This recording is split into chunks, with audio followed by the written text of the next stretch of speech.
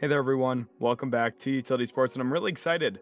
A post All-Star break NBA mock draft. I think now is the perfect time to take another look at what this year's NBA draft could potentially look like in terms of which star prospects, which top tier young players could be entering the league, and to which team. Again, like in our last few NBA mock drafts, we are going to simulate the lottery. And I just want to recap All-Star Weekend as well. A lot of fun events. The All-Star game was a lot of fun. Damian Lillard hitting a shot behind half court was probably one of my favorite moments. Also, the Jalen Brown, Jason Tatum kind of going at each other a little bit was a lot of fun to me. Watching Jericho Sims in the dunk contest, of course, kind of broke the internet. Maybe not in the best way. Kind of funny enough, I played against Jericho Sims in high school. We went to overtime against him, and then I ultimately lost. But it was a lot of fun. This All-Star Weekend kind of hit home a little bit for me, just with the whole Jericho Sims nugget. But also, watching Mac McClung was incredible. So really good All-Star Weekend. Had a lot of fun, but now I'm really excited to kind of get back into the grind here of, the NBA draft, the NBA content. So let's go ahead, simulate the lottery here now. And we got an interesting top four. Orlando moves up to number one, which of course is one of the big, wow, what if this happens situations in the NBA this year. They had the fifth best odds. They jump up to number one. Toronto jumps up to number two. Kind of have a feeling Toronto might get lucky again this year, just given their current circumstances. Of course, they traded for Jakob Poeltl. Second overall seems like the perfect landing spot for them and honestly could really shape that franchise.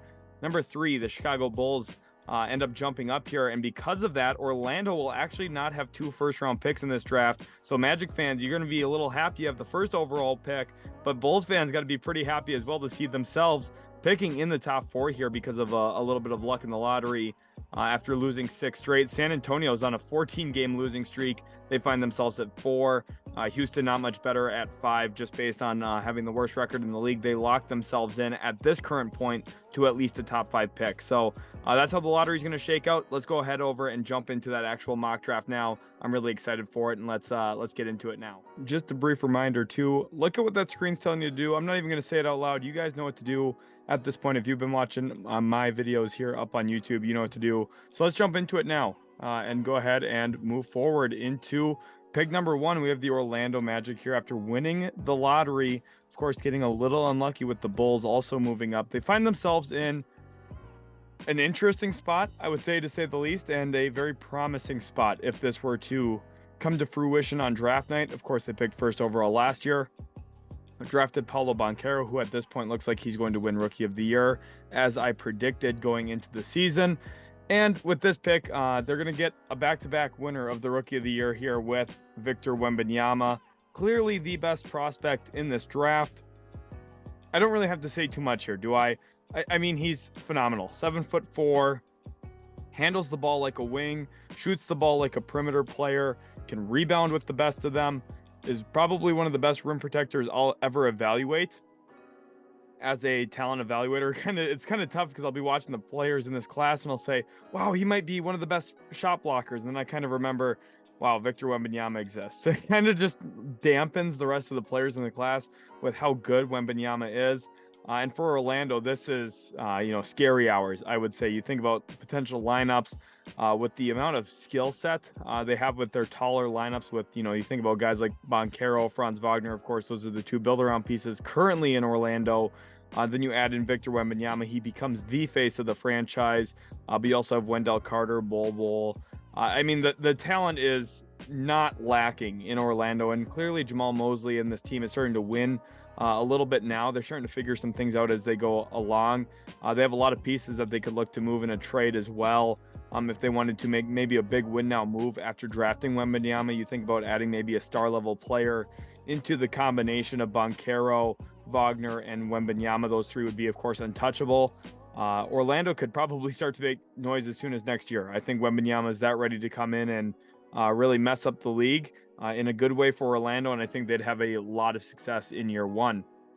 Second overall now, here's the Toronto Raptors, and the draft here, everyone knows who's going second. There's no question about it. It's going to be Scoot Henderson, and I think I want to speak here about Toronto and why If they moved up to second overall, it's almost a dream come true for them after trading their 2024 first-round pick, top 6 protected, I believe, to San Antonio for Jakob Poeltl. There's been a lot of moving pieces when it comes to draft picks in this year's class and next year's. And that was a big move for them. They bring back a center that they really liked. Now, did they give up a lot to get him? I think so, but clearly they know that he fits what they're looking for at that position. The big question becomes Fred VanVleet and Gary Trent Jr., who are both free agents this offseason. If on lottery night, the Raptors happen to get the second overall pick, I think the answer becomes pretty clear. Re-sign Gary Trent Jr., keep him on the team, let Fred VanVleet walk in free agency. Maybe you can even get a sign and trade done for him and replenish some depth on this roster, which I think is very important. And you hand the keys of the franchise to Scoot Henderson alongside Scotty Barnes and Pascal Siakam as your all-NBA player right now. The Raptors become very, very good. I think Scoot Henderson's been kind of the player they've been missing. A guy who not only can get you into sets, but can go get you a bucket at the same time. He's lethal, dynamic, pretty much everything you're looking for out of a guard in this league right now. Think Anthony Edwards if Anthony Edwards had way more playmaking feel. I have a video up on the channel breaking down Scoot Henderson in a draft profile. I have more of those draft profiles planned and coming out very soon on the channel as well. But if you're wondering what Scoot Henderson brings to the NBA, I would definitely go check that one out. Raptors fans, you get really lucky here if you do move up to second overall. Pick number 3, we have the Bulls. Again, another example of luck here where the teams in the lottery did very, very well for themselves. The Bulls owe their pick to the Orlando Magic if it does not stay in the top 4, but the fact that they jumped up here to 3 keeps their pick in their control, which is very important for the addition of a guy like Brandon Miller. This is really where the draft starts, and I struggled a ton when I was preparing this mock draft. Tons of hours go into these, not only, of course, watching and preparing to be able to talk about these prospects for, an hour-long video like this one's likely going to end up being, but also, rationalizing why does this player fit here? Why would they look to draft him? I look at the GM's draft history, the executives. Of course, there's a lot of moving pieces in terms of where GMs have been in the past and where they're currently at. And also you take in current roster, and the Bulls, I think, are a big question mark because are they planning on Lonzo Ball being a part of their long-term future? Of course, I don't think he's going to return this season from all the reports. And even before that, I was just skeptical of it in general. Now you look at the situation and say, okay, do they want to look at a guard like an Amen Thompson or maybe an Ausar Thompson, who's kind of that combo guard forward type like his brother Amen? Or do they go with a pure shot maker in Brandon Miller? Last year we saw a pure shot maker in Jabari Smith go 3rd overall. Of course, he struggled a little bit. There's not a lot of great infrastructure around him in Houston. We'll talk about the Rockets later. But the Bulls here, they do have the infrastructure, assuming Lonzo Ball ever comes back healthy, assuming you keep Levine and DeRozan. Brandon Miller kind of becomes that perfect hybrid forward for you. And if you look at his shot data this year, he's an excellent catch and shoot guy. He's excellent in spot up scenarios. He's excellent off the bounce. He's been pretty good in isolation. There's a lot of positives from Brandon Miller's game, specifically with his ability to put the ball in the hoop. That hasn't been a big issue for Chicago. But right now, the one thing you look at this roster and you have some young guys, you have some old guys. I think you need someone who can help win now. Brandon Miller's good enough and skilled enough to play off the ball in a role that will help you win while still having the potential, the upside to, probably be your long-term number 1 option, which is what the hope would be for him. Do I think he's going to be that good? Probably not. He's probably more of a number 2, number 3 type of guy in my opinion. But the upside still there as a shot maker that you have to love. And I think just comparatively to Amen Thompson and Ausar Thompson, he's way more NBA ready in my opinion. I think the other two are a little bit more project type players, which is fine. There's nothing wrong with that. But given Chicago's current positioning, I just don't know if they have the patience to wait around for that, especially when you look at management right now and kind of the track record that they have in terms of some of the moves they've made there in Chicago. Pick number 4, we look at San Antonio at this spot. The Spurs, really needy of a top 5 pick. And if I had to guess, honestly, Spurs fans, I know you're going to like hearing this. I think the Spurs are going to be the team that ends up with the first overall pick. I think Victor Wembanyama is a foregone conclusion to land in San Antonio. Now, of course, this is complete speculation. I don't actually know this, but it's just a feeling I have, right? But at 4, if they don't end up being the number 1 team, I think Amen Thompson does make some sense here. They've had success breeding guards like this in the past. You think about DeJounte Murray, who they got in the back end of the first round, someone who I think coming in, there was a lot of upside. People saw that potential in him. He had some other stuff that kind of limited his draft positioning that year. But now you look at Amen Thompson coming from the overtime elite path. It's completely different, right? He's struggled in some ways. Now he is averaging a good number of assists. I think the playmaking upside is clearly evident and something that you could probably bank on in the NBA. The question is, what's really his long-term ceiling, especially as a shot maker? He's struggled big time this year for overtime elite, playing with the Reapers. He just has had some questionable performances against lesser competition, especially when it comes to his actual, again, shot making. And that's the big word here. Think about some of the limitations that a guy like Ben Simmons has. It comes down to shot making, ability to shoot the basketball and knock down shots out of the perimeter, even if it's mid-range jump shots, like a guy like DeMar DeRozan.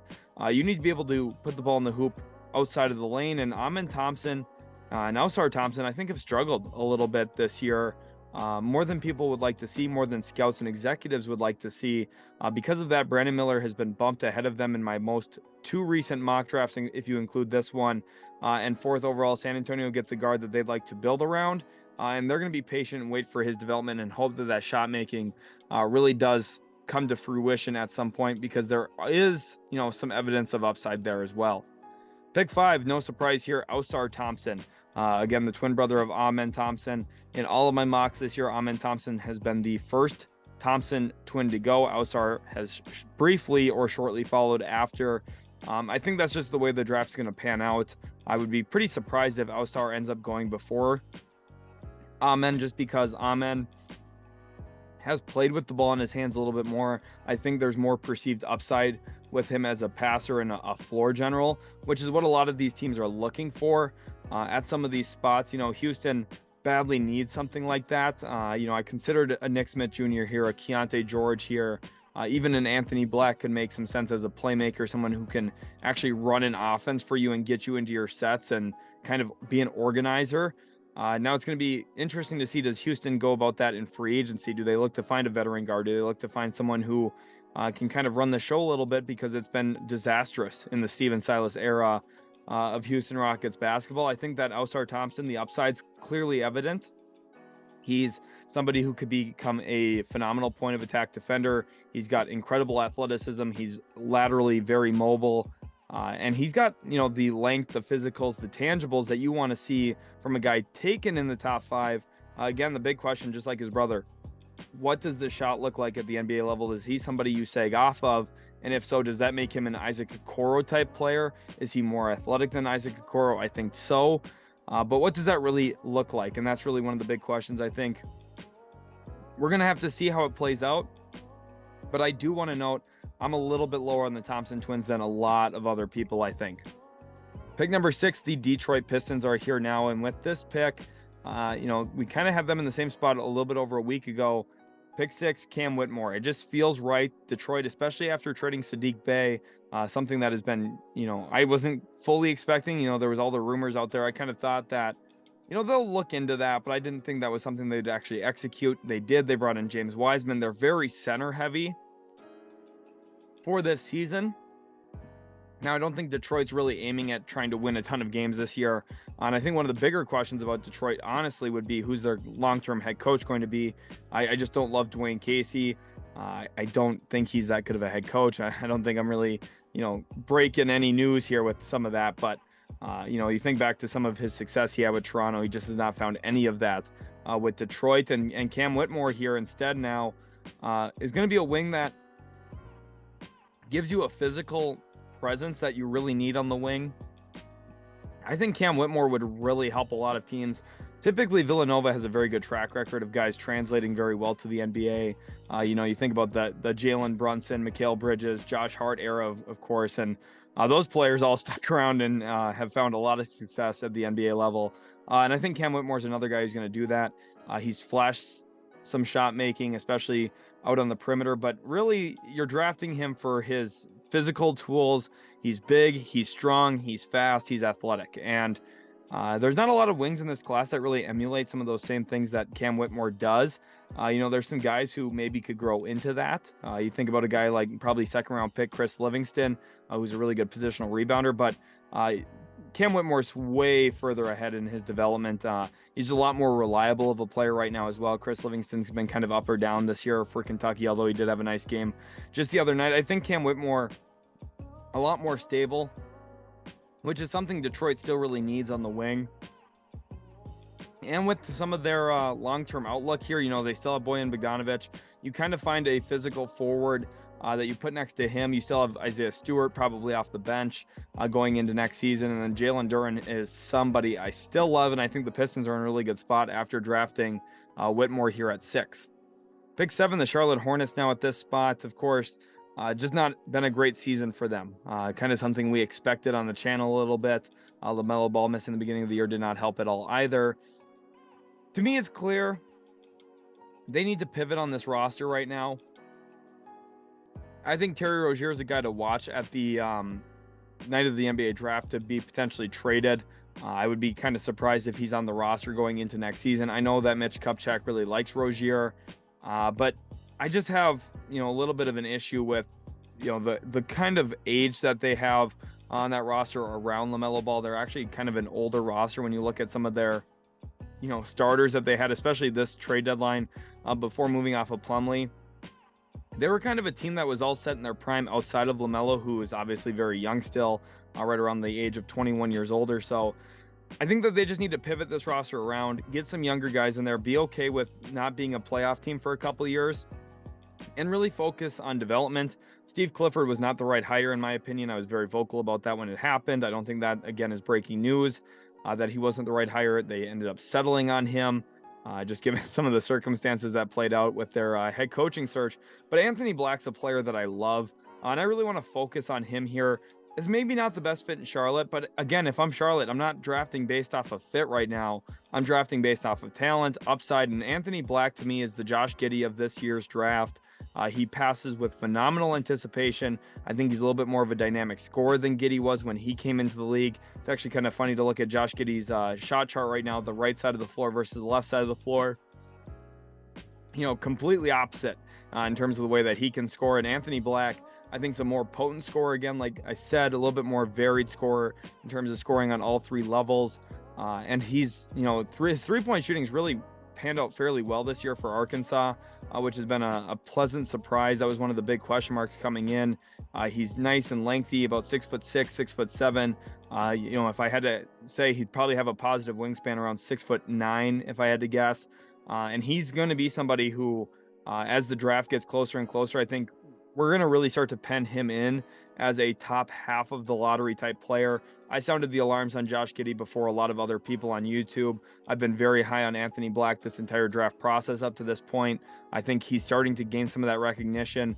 But again, the big word for me on Anthony Black is anticipation. He passes the ball so well. And in a league where you need people who can pass, dribble, and shoot, he does all of those things right now, and I think as long as the shooting maintains this year and holds up to the level it has, he's a lock to be in the top 10, and I'd argue probably going to really earn top 7 consideration like you see here in this mock draft.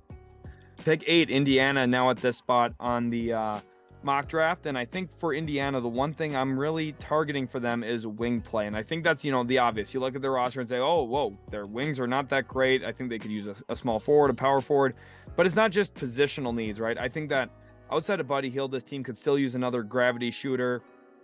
Luckily, there's some good options for them here at this pick. I think that they need some elite athleticism around Tyrese Halliburton. We're going to address that later as well in the mock. I think for Indiana, it's about shot making. It's about deep range shooting. And I think it's about athleticism. And if you can mix in some defense in there too, then you're really cooking with fire. The first one here does not address the defensive side as much. But again, we've seen how potent Buddy Hield is with a guy like Tyrese Halliburton. That's something, if you're Indiana, you have to commit to. And I'm not just saying keeping Hield around, which I think is a very smart thing to do. I don't think that they should part with Hield at all. Clearly, they didn't feel that way either this trade deadline. But I'm saying get another guy like it. Get Grady Dick here from Kansas, who is in my opinion, the best shooter in the draft. He sets his feet very, very well. He always shoots off balance, with balance, not off balance. And he does a good job finding his balance on the move, whether that's as a movement shooter coming off of, a variety of screens, whether it's an elevator set or, a flare, pin down, whatever you want to say about it. He's done a great job of that. And he's also flashed being able to do that off the bounce as well. He works into the mid-range area better than I think a lot of people would expect, just naturally looking at him. He's a better athlete than people would expect as well. There's always that saying, white man can't jump. Well, Gradey Dick jumps pretty well. He's not the best athlete. He's not going to be, jumping with a 40-inch vertical or anything, but he's competitive with his athleticism. That's really all you need when you have the skill set that he does as a shot maker, as a three-point shooter. I really, really like this fit for Indiana. I think, again, you're looking at adding shooting and guys that fit around your best player in Tyrese Haliburton. This is a perfect example of it here. 8th overall, this is a very safe pick, but a pick that, again, there's not a lot of Gradey Dicks available on the market. Year to year, good shooters don't just simply become available very often. And when they do, they come available at a pretty high price point. You even think about, some of the other players around the league that have signed pretty nice contracts just because they're able to shoot. Gradey Dick does that and more, and that's why he's a very valuable player here. Somebody who's going to definitely draw top 10 consideration. Again, probably a player I'd feel pretty confident about locking into the lottery at this point of the year. He's had some big performances for the Jayhawks, and again, I think he's a really nice pickup for Indiana at this spot. Pick number 9, New Orleans at this spot. This pick comes from the Los Angeles Lakers, who even after some of their acquisitions, they're still not a team that I would say is in the driver's seat to make the play-in tournament. They have some work to do to get there, and we'll see exactly what happens. LeBron injured his hand as well, trying to block a shot in the All-Star game, so hopefully he's healthy. Hopefully the Lakers have a good shot at it, but Pelicans fans definitely not cheering for them, but they are cheering for this guy, Keyonte George, which is an awesome selection for them. And this is where drafting off of need did kind of worry me about Indiana here. Keyonte George isn't a need for the Pacers, simply given the fact that they have Haliburton and Nembhard. They need wing play way more, but Keyonte George is a better talent than Gradey Dick, and that's where drafting in the NBA becomes very, very difficult. If I was in Indiana's shoes at pick 8, I'd probably look to move down to maybe 10 and just kind of risk it a little bit more to see if I can get some extra stuff for the future if a team really wants to draft Keyonte George. Now, the issue with that is New Orleans at 9 would maybe feel very comfortable taking a Gradey Dick. But now at this spot, they end up taking the guy who's still out there for them, Keyonte George, who's had some monstrous performance in the last month or so, including multiple 20-plus point games. He's a very, very good shot maker. That's been kind of the key word of this mock draft, right? Guys who can knock down shots specifically off the move, off of a live dribble. Keyonte George gives you that. He's a very underrated athlete as well. He kind of punched one home the other day on Kansas, actually. It's funny enough because Gradey Dick faced off against Keyonte George. Neither of them, I would say, had their best game. Kansas ended up coming back in the second half of that one, but Keyonte George is a very, very good ball handler and gives you a guard right now that I think after trading Devontae Graham, they'd probably look at Keyonte George being their backup point guard his first year in the league, which I think is the perfect role for him to kind of come in, get his feet wet. And as CJ McCollum ages, you would have Keyonte George developing, which is why as an upside pick here, this makes total sense for New Orleans just with where they're currently at. There wasn't any centers I completely loved at this pick. Maybe one guy I would consider, but I think Keyonte George is just the no-brainer at this pick if he's available for New Orleans. Pick 10, Portland's now on the board, and they actually have 2 picks in this first round after some of their trade deadline moves that they made. I kind of like their trade deadline. I think they were sneaky in the way that they went about acquiring not only a likely first-round pick that's likely to convey from New York, but also a good collection of second-rounders to give Mike Schmidt, someone who I respect, his draft analysis, his ability to recognize talent. He gets a lot of swings now in the draft, which I think could be very good for this team, not only in adding some potential star players, but also just giving them the opportunity to fill out their roster with some really good depth, which has been, kind of a missing point for Portland during some of Dame's years there. And 10th overall, again, I think something that Mike Schmidt's really showed that he's going to look to do in the draft is he's going to draft young and he's going to draft upside. He did it with Shaedon Sharpe. He's going to do it again here with Gigi Jackson, who is the youngest player in this year's draft. He's actually supposed to be one of the top recruits from the 2024 class when it comes to the 2024 draft. So He's supposed to be a high school senior. He's playing in college right now, and he's had some monstrous games for South Carolina this year. He's a freak athlete. He throws down East Bay dunks in practice all of the time. He's also someone who's willing and very confident as a three-point shooter, despite being about 6'9". Now you have to wonder, is that the best way for him to score? Is that the best way for him to play? How efficient is that? At times this year it's hindered, I think, his production and his performance. But as a team and at the NBA level, when you're looking at upside, you have to say, well, look, he's made some big shots and he's knocked down a bunch of three-pointers and he's comfortable taking that shot. That's something that's going to be very good for our offense long term. And Portland, it's kind of funny. You think about some of the early years with Dame. You think about guys like Al-Farouq Aminu playing on the wing and some other wing players that they've had who are not the best athletes in the world and kind of fit more of a traditional 3-and-D wing archetype. Well, if Portland goes ahead with G.G. Jackson here, you have Shaedon Sharpe and G.G. Jackson flying around on the wings at your forward spots, and all of a sudden you've got probably one of the most athletic teams in the league just with those two guys alone. So it's a fun outcome here for Portland. Again, I think this team really needs to look at center. I did not love the use of Nurkic contract when they gave it to him. I think I've been vindicated in that belief just with the fact that Drew Eubanks is basically evenly splitting minutes with him this year. But G.G. Jackson, it's kind of a no-brainer based on what Mike Schmitz is going to look to do. And also just with what this team kind of needs positionally as well.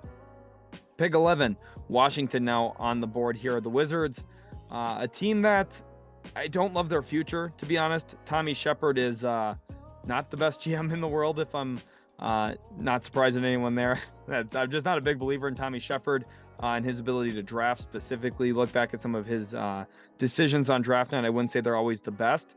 His most recent hit was probably Bradley Beal. Now, I think Denny Avdia's got definite upside as well. I still like him there in Washington, but with where they're currently at, it's hard to see them making some legitimate noise. This is the pick that they have to make, though, on draft night. If they didn't make this selection, I think Tommy Shepard would deserve to be fired on the spot. Nick Smith Jr. here falls to 11. He's been dealing with a knee injury this year. He missed a couple months this season. But when he's played, he's looked pretty good. He's got a very, very nice floater. He's able to get to his spots and score in the half court. He's a good facilitator. I think he's one of the better passers in this year's draft. He's a very good organizer when it comes to getting things set. Again, I talked about him as a potential option for Houston at 5. I think that Nick Smith Jr. has all the talent. I really do. Again, though, you're looking at a prospect who he's not super big. He's not small either, but he's not a big, strong physical guard. He's a taller, lengthy guard, but he's not somebody who's going to overpower you. And to already be struggling with some knee issues, it makes you think, what does that athleticism look like a couple of years from now? Does he sustain a couple more injuries to his knees? What does that really look like? That drops his stock down here a little bit. We've seen guys in the past fall because of some injury concerns in the draft process. You think about a guy like Bol Bol, who we referenced earlier, fell all the way into the 40s, given some of his foot issues he had back at Oregon. Now, I don't think that Nick Smith Jr.'s here is nearly severe. And to be honest with you, he could definitely be a top 5 talent in this class when it's all said and done. I wouldn't sell the stock on him myself. But when you're looking at it from a mock perspective, the injuries typically do come into a factor here. I think another good example is AJ Griffin last year, where he fell out of the lottery, even though the whole year I had him pegged as a lottery level talent. He again has vindicated that with his play early in his career for Atlanta. But at the end of the day, Washington here gets their point guard of the future, someone that they definitely really need in that building. And as long as he stays healthy, he's a home run pick here for the Wizards at 11. Pick 12, we have the Utah Jazz now at this spot. They have 3 first-round picks in this year's draft. And the one I like for them here is Cason Wallace from Kentucky. And this is, again, another no-brainer in my eyes. Cason Wallace is going to be one of the stocks kings when it comes to guards in the NBA.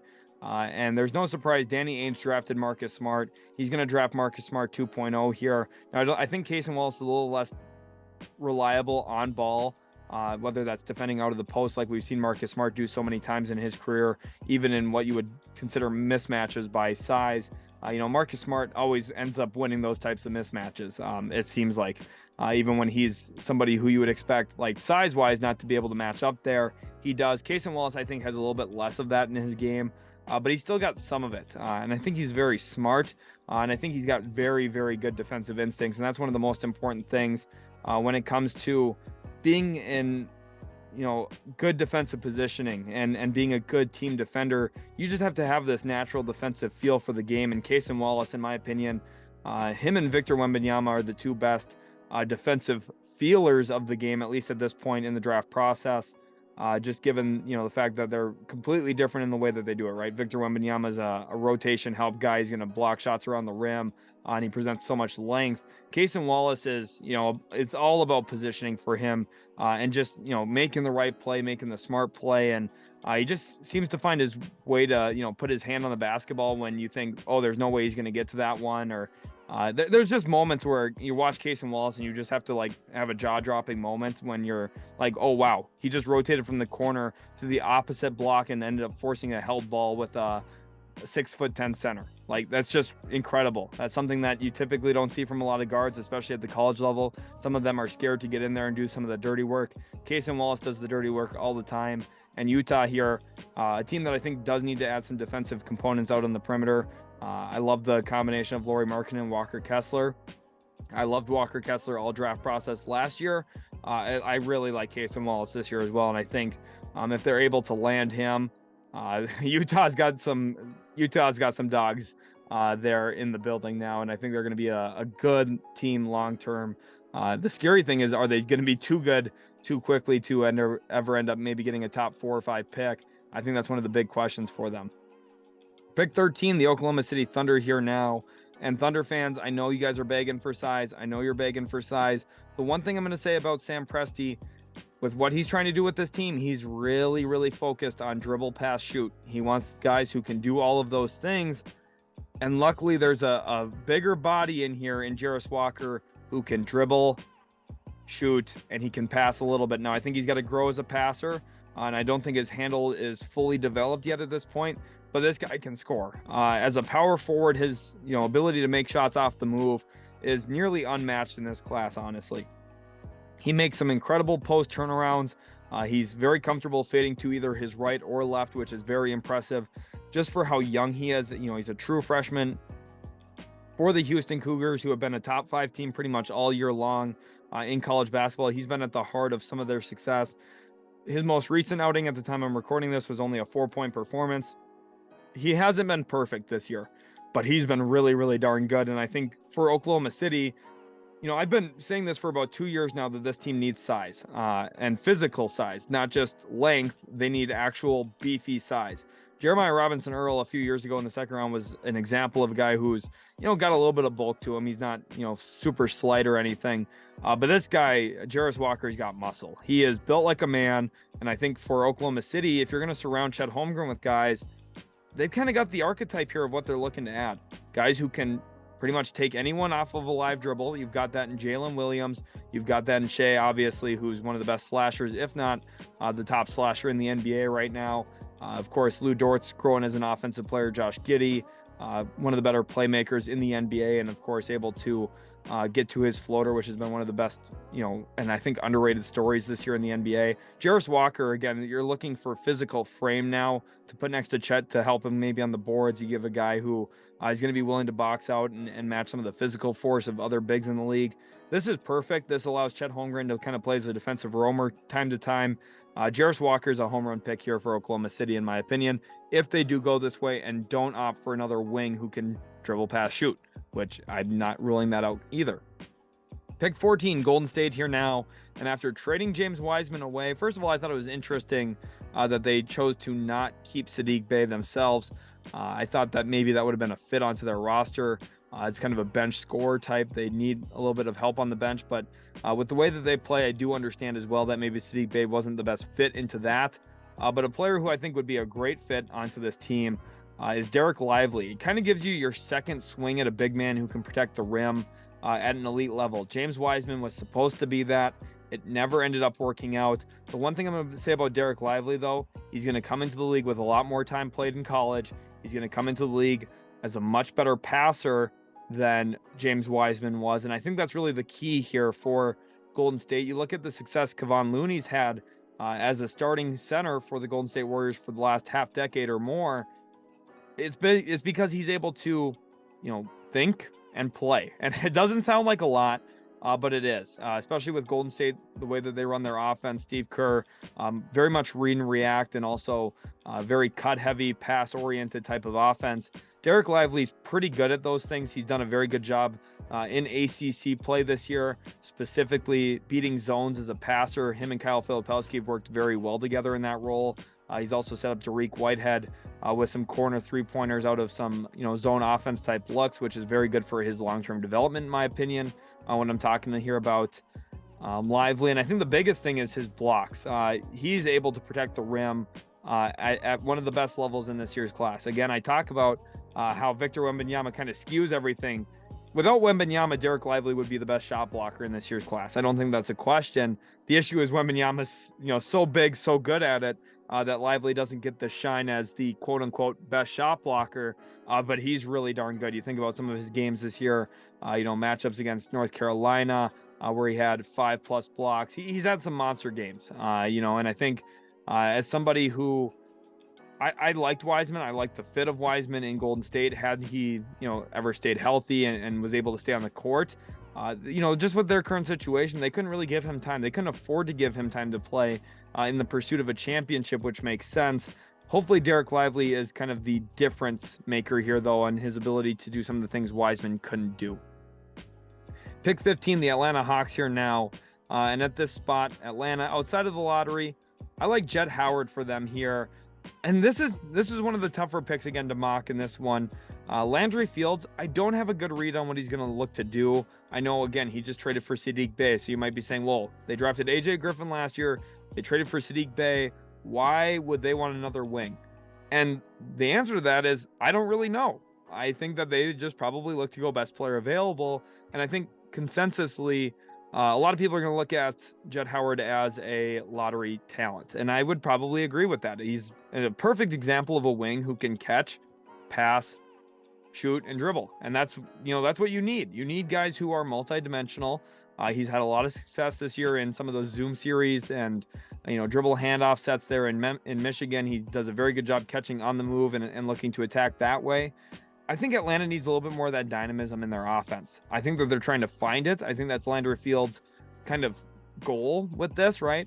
Last year they drafted, like I said, AJ Griffin. That was Travis Schlenk running the show at that point. It was not Landry Fields. So this will be Landry Fields' first draft. We'll see what he looks to do. You could also argue that size is a need, but they do have Onyeka Okongwu, John Collins still under roster, and Clint Capella. I don't think guard's what you look for here if you're Atlanta. So, this spot was difficult for me. I just ended up going BPA for them. I thought that was the best, most rational way to think, even if it's not the most, this is an obvious need for this team. Pick 16, the Jazz, back on the clock here. This pick comes from the Minnesota Timberwolves, who are currently in a spot to make the postseason if the season were to end today. But of course, they have a big task ahead of them in the second half of the season to guarantee that they end up making the playoffs. There's a lot riding on it, just given the fact of what they gave up in the trade with Utah. And for Utah here, I have them going with Taylor Hendricks. Again, I talked about Utah wanting to build this defensive team that could, lock down guys. You think about the success Boston's having right now, and a big part of it is they're able to defend 1 through 5. They've got 5 guys on the court pretty much all the time that are capable defenders who can stay in front of somebody, force them into tough shots, and they also have smart defensive players who know when to bring help. Taylor Hendricks has been fantastic this year for UCF as a shot blocker. He's probably one of the more intriguing, dynamic wing/forward/big men type players where he just does a lot of different things for you as somebody who I think would really mesh well next to Lauri Markkanen, who we've seen be versatile himself in his career, playing in Cleveland next to Mobley and Allen.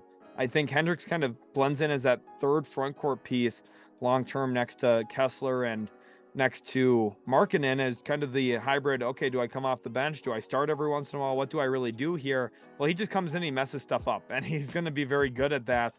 And I mean it in a good way, where he's going to be a tough guy to score on. He's going to bring help. He's going to help the helper a ton. I think a comp for him, I don't really have a great comp for him yet at this point, but he's got a little bit of Jaden McDaniels in him in terms of his ability to, space out to the corner, shoot some threes, but also you look back at some of Jaden McDaniels' tape when he went 28th overall out of Washington.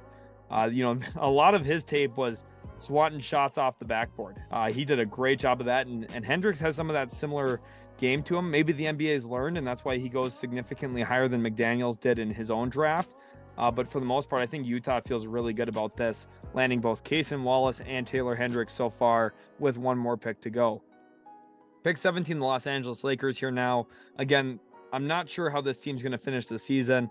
For the most part, I do like their improvements on their roster. And long-term, I really, really like this one. Rob Pelinka, if he ends up with this happening on draft night, it's a huge win for them. Dariq Whitehead out of Duke. He was the National Player of the Year at the high school level as a senior. You look back now, and it's, we're basically 8 to 9 months removed from that time. And Dariq Whitehead is available outside of the lottery, something that was unthinkable. My way too early mock draft had Dariq Whitehead going in the top 3, even above Amen Thompson, Ausar Thompson, above Brandin Miller, who, by the way, I forgot to mention this, he's the fastest Alabama Crimson Tide player to 500 points ever in his career. So there's a lot of talent now that's kind of taken some of that, onus at the top of the board. But Dariq Whitehead's still somebody who could be an elite shot maker. He's starting to get back on track. Very similar to AJ Griffin last year, who, remember, missed a good amount of the season towards the beginning of the year. Because of that, kind of fell down some people's boards. There were injury concerns about him, but everyone knew, hey, when he plays, he can knock down shots, and he's going to be a very, very nice shooting type wing out on the perimeter. Dariq Whitehead does that, and I think he does it even better than AJ Griffin, who I was very high on. If you go back to some of the high school tape of Dariq Whitehead, I mean, phenomenal technique, footwork, everything that you're looking for. It's not about watching whether or not the ball goes in the hoop. He's on balance, he's square, he's rising up above a defender. Pretty much every little bit of his mechanics was pure and perfect. And that's why I thought, well, this guy's likely going to be a top 5 pick. Very shaky beginning to his college career for the Duke Blue Devils. Has him falling here down to 17. Remember, AJ Griffin went 16th overall last year. I thought it was way too low when that happened. I thought it was a nice pickup for Atlanta. It definitely has been. And this is a steal here for the Lakers, getting Dariq Whitehead 17th overall. Pick 18, the New York Knicks here now. This pick comes from the Dallas Mavericks. And with this selection, I have them looking at Kyle Filipowski. For them, definitely an interesting get. A player who you typically wouldn't associate with a Tom Thibodeau style team. Where Filipowski, I think, defensively struggles a little bit. He doesn't really rely on his technique as much as he should. He doesn't stay super low to the ground. He's not the best when it comes to change of direction. His teammate Dereck Lively does a lot better of a job than Filipowski does when it comes to defending on the perimeter and also being able to protect the rim. Filipowski doesn't really do either of those things, but I think the one thing for New York is you need a little bit more three-point shooting. As of right now, the day I'm recording this, they shoot the shortest three-pointers in the NBA. And now that's not a huge concern, right? Because they still shoot a pretty decent volume when it comes to number of three-pointers attempted, but they don't have a ton of floor spacing and guys who are comfortable shooting from, decent amount beyond the three-point line. I think Filipowski has the game where he's going to be able to do that at the NBA level. Now, it's going to take a little bit of time to get there. Again, I don't think year one he's going to be a huge contributor. If I believe that, he probably would be a lottery pick to another team. But I think New York's a really good landing spot for him because with the front court that they already have, he's not going to be asked to do a ton. There's already rumors surrounding Obi Toppin, whether or not he'll be traded at some point. Of course, Isaiah Hartenstein, I don't think has lived up to what a lot of Knicks fans were hoping he would be for them. So this kind of gives you your hybrid 4-5. I could see Filipowski playing really well next to Mitchell Robinson, kind of like what we see already at Duke, next to a Dereck Lively type. Or I could see him even playing next to Julius Randle, where Randle kind of brings some of that physical bulk, ability to slash, and Filipowski's that floor spacer next to him. I think that ideally this is a good fit on paper with the roster. It's just about his development and whether or not Tom Thibodeau will trust playing him defensively a couple years into his career or not. Pick 19, the Brooklyn Nets here now. This pick comes from the Phoenix Suns following the Kevin Durant trade, one of the biggest shakeups in NBA history. And of course, it's going to shape our mock drafts here at Utility Sports a little bit as well. 19th here, I have Jalen Hood-Schifino from the Indiana Hoosiers going to Brooklyn at this pick. This is a very nice selection for them. Hood-Schifino has been playing really great basketball. He's been very poised as of late for Indiana. They had a very, very marginal win, very narrow win over Illinois just the other day. And I think Hood-Schifino, he did have a turnover in that one toward the end that kind of scared me. I thought, oh boy, Illinois is going to get the better of Indiana here at Indiana because of that turnover. And Jalen Hood-Schifino said, hey, hold on, I'm in control here. He walks down, goes into the pick and roll. Dane Dange's playing in drop coverage against him, and Jalen Hood-Schifino walks into a little 18-foot jump shot and says, that's buckets. And because of that, he got Indiana back tied in that one, and ultimately he understands, how to execute a game plan as well. Watching Indiana, it's very impressive. Mike Woodson has these guys coached up very well. They do a very good job running what he wants them to run. Now, do I completely agree with everything they run? No, I think that he's using Trayce Jackson-Davis not perfectly offensively. Now, I think that, with the way Trayce Jackson-Davis has played, and obviously now being the leading scorer for Indiana, you would say, well, okay, maybe he knows a thing or two. And I don't think he's terribly wrong. I just think that there's, a little bit of meshing that he could do between Hood-Schifino and Jackson-Davis. But the hyphenated last names there have been really, really good for Indiana. I think Brooklyn, very likely they trade this pick, honestly. I think that there's a guy in Minnesota named Karl Anthony Towns that maybe could be in play for this Brooklyn team. To be completely honest, I wouldn't rule anything like that out. Maybe a guy in Atlanta named Trae Young. This is all speculation at this point. Brooklyn has the assets to go get pretty much any player that they want that is not completely untouchable. And if Cat were to, want to trade or, just given the fact of where Minnesota's at, maybe they want to pivot off of Cat anyway. I think it's possible that the Nets would open up discussions for a guy like him or Trae Young or player XYZ that becomes available as a star. But Brooklyn here, even if they don't, maybe Mikal Bridges becomes that guy. So I think they're looking for, playmakers, guys who can dribble the ball, and eventual long-term replacements to Spencer Dinwiddie at this pick. Pick 20 here now, excuse me. This is from the Houston Rockets. I know there's a typo on the graphic. Excuse me about that. This pick is the Rockets via the Clippers because of some, pick swap shenanigans from the Eric Gordon trade. And with this selection, I have them going with Terquavion Smith from NC State. This is a really nice value grab for them. For me, I think Terquavion Smith would have been a back end of the first round pick last year. He's a very, very talented shot maker, can score going left and right, which is a really nice skill. I think he's also grown a little bit as a playmaker this year. Now, with Ausar, Thompson, and Terquavion Smith, does this fix all of Houston's issues? No, not at all. I still think Houston would be a relatively bad team next season, barring something unforeseen in free agency, maybe like a James Harden reunion. Harden would make the Rockets an instant playoff team again. I firmly believe that. He would give them some structure, a real playmaker that could get Jabari Smith the ball in spots to succeed, Alperen Şengün the ball in spots to succeed. The Rockets would be way better with James Harden than they currently are. There's no question about that. And, a guy like Bill Simmons who says otherwise doesn't really know what he's talking about. The Rockets, though, like the big thing for them is if they can get Harden, you don't sacrifice your future in the process.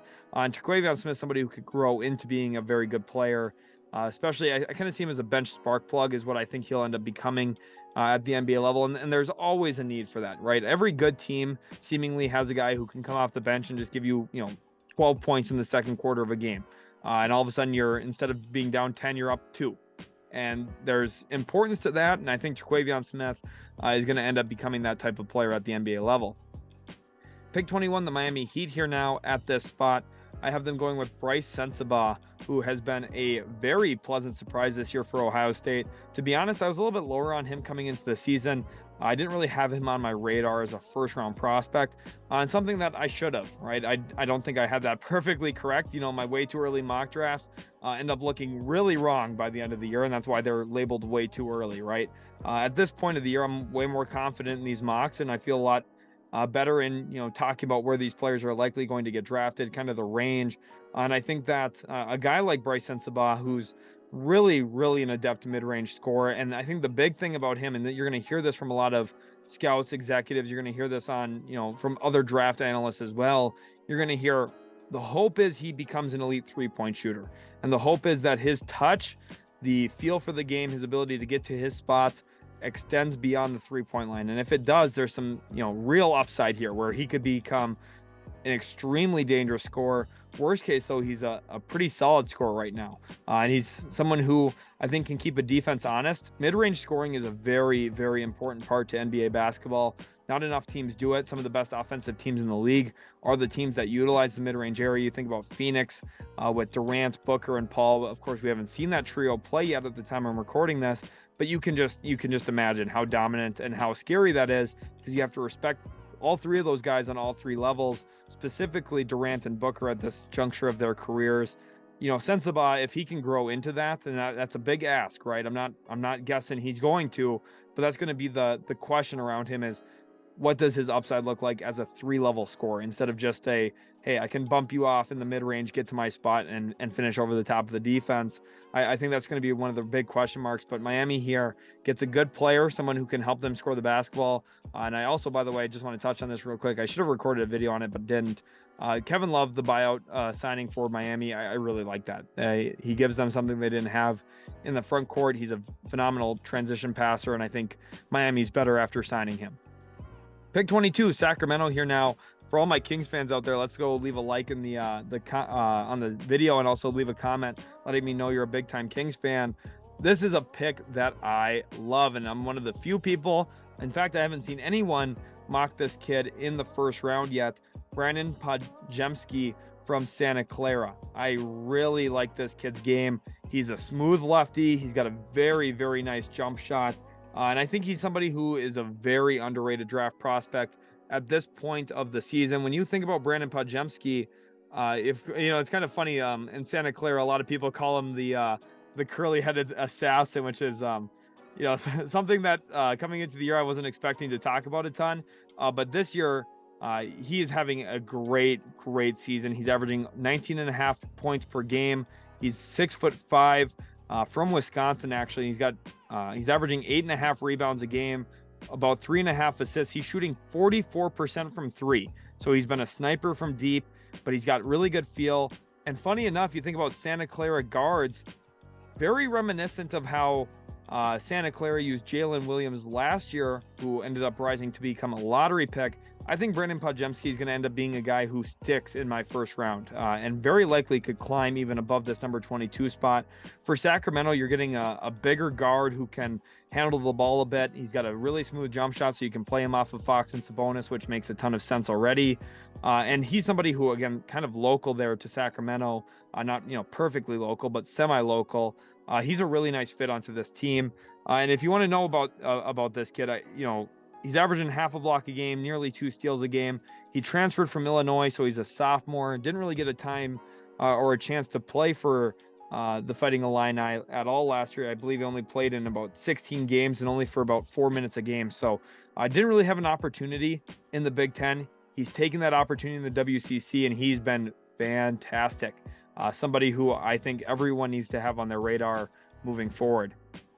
Pick 23, the Portland Trailblazers, here now with this spot. Of course, this is from the Josh Hart trade. This pick comes from the New York Knicks now. And with this selection, I have them going with Kris Murray, who actually went quite a bit lower than I think a lot of people were maybe anticipating. This is kind of the range we saw him at a couple weeks ago. And then he's had some nice performances, kind of started to move up a little bit. I still think it's important to note that his range, I think, could be somewhere as low as this, where teams maybe aren't going to be sold on the upside on him. And I think there's players like Brandin Podziemski who are going to end up jumping him in this draft process. But, Keegan Murray's not leaving any doubt about how good of a player he is. And Kris Murray is kind of a Walmart version of his brother Keegan. Shoots the ball very well, plays without the basketball. Pretty much if you went back to last year's videos on my mock drafts and you hear me talk about Keegan Murray, you basically say a lot of the same stuff, but slightly worse at it for Kris. He's a very, very good prospect. He's a very safe player. And the one thing I know about Portland, Mike Schmitz was enamored with Keegan Murray. He thought Keegan Murray, there was an argument to be had that he could be the best prospect in that draft. Now, I never agreed with that with him. I was a little bit lower on Keegan Murray than some others, and definitely lower than Mike Schmitz was on him. Even said that he thought he might take him first overall had he had the first overall pick. Obviously, I don't think that was warranted. But 23rd overall here, getting a little bit of a worse version of him in Kris Murray is a no-brainer for Portland. We've seen them add forward depth here in this draft with Gigi Jackson, Kris Murray. And with Jeremy Grant headed toward free agency, it's something that I think realistically they might actually have to consider this draft. Pick 24, the Brooklyn Nets here now. Of course, this is their second pick. Again, This is why I think the Nets are a team that can maybe go out and get a guy. They have multiple picks now. They've got a bunch of tradable firsts, especially on draft night. They can trade the draft rights to guys to avoid the Stepien rule. They've got a lot of avenues here, and they've got a lot of matching contracts as well to make stuff work. But I like Noah Clowney here for them. When you look at their current roster and things I'm trying to fill with Hood-Schifino and Clowney, it's about a little bit more playmaking, another guard who can handle the ball, and then rebounding. Noah Clowney's been fantastic as a rebounder this year for Alabama. He doesn't play a ton of minutes. If you look at his minutes played per game, it's not as high as you would like it to be, but he's been a rebounding beast for Alabama. Even though he's not the biggest guy in the room, he's definitely not the most physically scary player when you look at him and say, wow, this guy's 7'2" or something, right? Clowney's a little bit undersized, but he's strong, he's physical, he boxes out. And I think Brooklyn, realistically, at some point they're going to need to add a guy who can do that, because they just do not rebound the ball very well right now. Pretty much the entire season they've been ranked bottom 5 in defensive rebounding, and you need a guy who can help you in that area. I know Clowney does that for them. Pick 25 now, the Memphis Grizzlies here at this spot, and they take Ryan Rupert, who I think there's going to be a split consensus or a split opinion on Ryan Rupert when it comes to what he brings to the NBA. A lot of people are going to focus on the upside and say, look, he could become a dangerous defensive player who is kind of a Swiss Army knife, extremely lengthy, smart, athletic, quick. He's going to be able to challenge shots around the rim, but also challenge shots out on the perimeter. And then there's also going to be question marks about, hey, what does he look like as somebody who can consistently score going left? Or, what's his offensive role going to be? Is he more of a slashing type? Is he going to be able to knock down enough shots? I think there's going to be a really wide variety of opinions on Ryan Rupert. For the Grizzlies here, the nice thing about them is they're so well ran that taking a little bit of a guy who I think is going to be a project in the NBA is going to take him a little bit of time to get where he wants to be. They have no rush. They've got John Morant, they got Jaren Jackson, they got Desmond Bane, and they've got some other young guys that they like as well already in Desmond Bane, Santi Aldama, not Desmond Bane, obviously, David Roddy, Santi Aldama. You've also looked at a guy like Jake LaRavia, who they drafted last year as well with Roddy. So they've got a lot of nice young players already. They're not rushing anything. They do a good job focusing on development there in Memphis, and I think that with a guy like Rupert, they'd have the patience to get the best out of him. Pick 26, Indiana here now at this spot again. Remember earlier, 8th overall, we went with Gradey Dick to kind of get that shooting and shot making. Here we're going to go with a little bit more veteran leadership, a guy who's been in winning situations in the past, and another Jayhawk in Jalen Wilson for Kansas. He's been a very nice player for them. They actually land the 2 best Jayhawks now in Dick and Wilson, and Indiana feels really good about this. You look at what they did last year, drafting Nembhard in the early 30s. They have no regrets about that. They don't mind drafting slightly older players as draft picks, draft prospects. You think about what they did with Chris Duarte as well out of Oregon. They are fine with pulling the trigger on guys who are just a little bit older. They don't have any issue with that at all. You can look at Pritchard's draft history there to kind of validate what I'm saying. Indiana does really well here getting Wilson, another guy who I've said it multiple times throughout this video: dribble, pass, shoot. Wilson's a multifaceted player. Kind of reminds me of Wendell Moore from last year's class. Kind of went in the same range on draft night, but I think Wilson's a little bit better than Wendell Moore in the same light. I think he's a little bit more athletic. I think he's got a little bit better size to him, and I think he's a little bit more tested when it comes to deep runs. Of course, Wendell Moore's had some of those already, but Jalen Wilson was part of winning a title last year at the college level, and I think Pacers feel really good about this pick. Again, you have to add size. All-around play, I think, is a big thing for them, and Jalen Wilson helps you with that. Pick 27, the Utah Jazz here now. This pick comes from the Philadelphia 76ers, and I have them going with Maxwell Lewis. This is one of those swings on upside for Danny Ainge. He's been notorious for this in the past. Think about some of his draft picks like Gershon Yabusele, Semi Ojeleye. There's guys in the draft that he thinks, wow, this is a big swing. You think all the way back to even a Marcus Banks, way long ago. Maxwell Lewis is a guy like that he has the offensive game that you watch him and you say, okay, maybe there's something here. I also thought about Jordan Hawkins at this pick. although I think Maxwell Lewis maybe goes before Hawkins.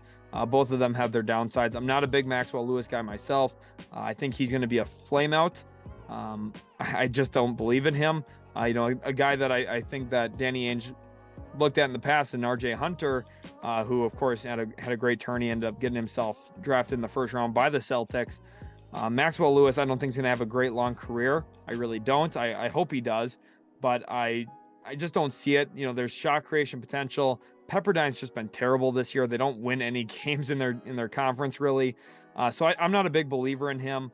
But I do understand some of the upside in terms of, shot making, ability to handle the basketball a bit as a bigger framed player. So, there's definite reason to see him go in the first round, and likely we will see that, but I'm just not sold on it here. I'm kind of struggling to talk myself into this one. Pick 28, the Charlotte Hornets now with this pick. Earlier we had them make a selection, of course, too, but Baba Miller is the guy we go with here at 28. He actually made his first career college start the other day for Florida State. The Seminoles have been really bad this year, which is something we typically don't see for a Leonard Hamilton team. They are not defending very well. But Baba Miller, it's all about upside. And if you look at Mitch Kupchak's draft history, when he takes a guy like Kai Jones, JT Thor, James Bouknight, just to name a few there in Charlotte, he likes to take younger players. That's typically what he does. And he likes to take guys who either have physicals that he loves or, some intriguing skill that he likes about them. And I think Baba Miller at 6'11" as a forward, there's some of that upside there. There's some of that intrigue there for Mitch Kupchak that I think he would strongly consider adding as like hey, this is a rotational type player that we'd want to work into our team and see if he can block some shots, be disruptive with his length on an NBA court. The one issue with Baba Miller for me, he's been wildly inconsistent this year. I was really looking forward to seeing him play. Came over from Mallorca, Spain, and I thought, hey, this is, a perfect landing spot for him. Leonard Hamilton typically does a great job with length and size defensively, gets guys coached up very well. And of course, that's kind of the definition of Baba Miller's draft profile, right? Length, size, and upside. So I thought this is a perfect pairing, and it just hasn't been. Of course, it came over late because of some issues with, the NCAA in terms of getting him registered and legal to play at that level. But, in his time, he's knocked down some 3-point shots. He's flashed some ball handling. He's flashed some defensive disruption capabilities. I'm just not sure if I'm fully sold on it yet, but I do think that there's a chance here that Baba Miller ends up sliding into the first round. But I think he's a very high variance player at this point in terms of where his draft range really is. I think 28's kind of on the higher side as of right now. Pick 29, the Los Angeles Clippers here now. This is a swap with Houston via Milwaukee. So, like I said, the Eric Gordon trade ends up moving the Clippers back quite a few picks in this mock. But I have them going with Emoni Bates, and I know this is going to be controversial. There's going to be people who say, oh, Emoni Bates he shot 2 of 17 the other day. Like, go watch the game. He, 2 of 17, yeah, it wasn't great. He also had 10 rebounds. And again, like, if you're going to base everything off of a box score where he just doesn't shoot very well, you have to look at the quality of shots he's taking, and that's something that you're going to have to coach out of him. But we're talking 29th overall in the draft. This is not a reach for me. This is just, if you're looking at him as he'll be a movement shooter for us. First couple years in the league, he might not even play in the NBA. He might just be a G League guy, and you focus on getting his mindset right on what his role is going to be in the league. That's fine. But you get him in, and he's instant offense off the bench. He's somebody who has similar skill set to Gradey Dick in terms of what his functionality would be at the NBA level. Now, is he as good as Gradey Dick at it? No. That's why Gradey Dick goes 20 picks earlier in this draft. But I still think there's a lot of upside. I know people are going to say, oh, well, he's got a negative wingspan. Okay, yeah, he's 6'10". Having a negative wingspan, it's not like he's got a 6'1" wingspan here. Like, it's funny because you'll label like a 6'3", guard with a 6'8" wingspan as like, oh, that's massive upside because his wingspan's so huge. But then a 6'10" wing with 6'8" wingspan's like, whoa, why is his arm so short? Even though they're literally, his wingspan is literally the same length. And I think also his shoulders could bulk up quite a bit here, which would obviously, add a little bit of frame to him, which I think is important. So with Emoni, he's a very polarizing prospect. I think the issue is people are looking at him at the role he's tried to play at Memphis, which, first of all, he's very young. He's basically a high school senior. Just didn't find success there. Memphis is not the best spot for that in terms of, hey, this is what you're getting told to do. This is the structure of the team. And in Eastern Michigan, he's kind of running the show, right? He's basically got an ultimate green light. He can shoot whenever he feels like it, which isn't great, right? It's not what you want to see. And I think he's going to have to adjust to playing in a certain role and adapting to that, something he hasn't done in his career yet.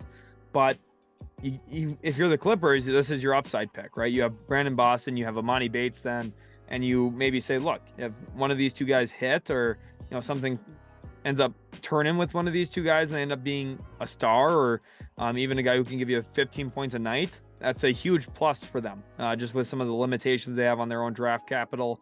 Again, start looking at Emoni Bates as a movement shooter and a shot maker off the bench, and it will completely change your perspective. If you're looking at him maybe being a star in the NBA, it's just not going to happen. He's not efficient enough, and his teams will never win if he was asked to do that.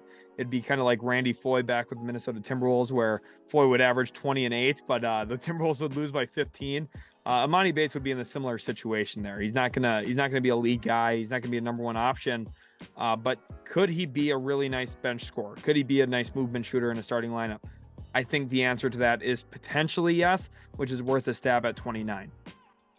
Pick 30, the Indiana Pacers here now with their final pick in the first round. Remember, we went with Gradey, Dick, and Jalen Wilson.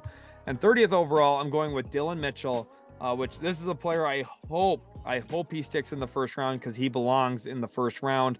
Although a lot of people will watch him and their eye test is not going to tell them what it needs to. Dillon Mitchell is perfect for the NBA because he's a star role player. And that is super important for today's NBA. Think about, teams across the NBA. I think one of the biggest things, and this is something that a lot of players end up struggling with as they age out of the league, is role definition. What role am I supposed to play? How do I help my team win? Am I willing to sacrifice some of my own touches, some of my own success for the team? Dillon Mitchell, I don't think that there's any ego there. I don't think that there's any issue with him adapting to playing in a role at the NBA level because we've already seen him play in a role at the high school level. We've seen him accept that role at the college level, even as a big-time recruit to Texas. And we've seen him be successful in that. Whether that's scoring 6 points in a game or 14 points a game, he doesn't care. And it doesn't shut off his motor. He's a phenomenal offensive rebounder. He's probably the most athletic player in this year's class. He jumps out of the gym. He's going to be in the dunk contest. He's a freak athlete. Like I said, again, he jumps out of the gym, but the biggest thing for me is he operates off the baseline so well. He has a good understanding of how to play without the ball in his hands. For a guy like Terquavion Smith, that would be an adjustment for him coming to the NBA, or, for some other players in the league as well, are coming in this draft as well. A lot of guys are given the ball because usually they're the best player at their program. I think Dillon Mitchell, even though he's not given the ball, there's an argument to be had that he's one of the most valuable players for that program for Texas. You have guys like Marcus Carr there, and a few others that are able to handle the ball and they like having the ball in their hands. Those guys don't adjust to the NBA very well. I think Dillon Mitchell will adjust to the NBA perfectly, honestly. And I think he's somebody who, if you look at him as an upgraded Jared Vanderbilt, a Jared Vanderbilt almost on steroids when it comes to athleticism and dynamism and putback upside, like, that's what you're getting. And if you're Indiana, you say, wow, we can put a guy that athletic next to Tyrese Halliburton and Miles Turner. Yeah, let's sign up for that. And I think there's a lot of defensive upside here for Dillon Mitchell as well. He's actually one of the players that I want to get to a scouting profile sooner than later on, just because I'm really enamored with his game in a way that typically you don't see that type of love for prospects like him. So I hope you guys are excited for him like I am. And I just want to thank you all so much for watching. That is the conclusion of our mock draft here through the first round of this NBA draft. Of course, there's a lot of moving pieces right now. The standings are so bunched together that we're going to see these picks shuffle around quite a bit, which will really ultimately end up shaping how this draft looks like in June, toward the end of June, which I'm so excited for already. Remember, we'll be live on the channel throughout that entire process. So I'm excited. I hope you guys are as well. If you are, leave a like, subscribe to the channel for more, and we'll catch you in the very next Utility Sports video.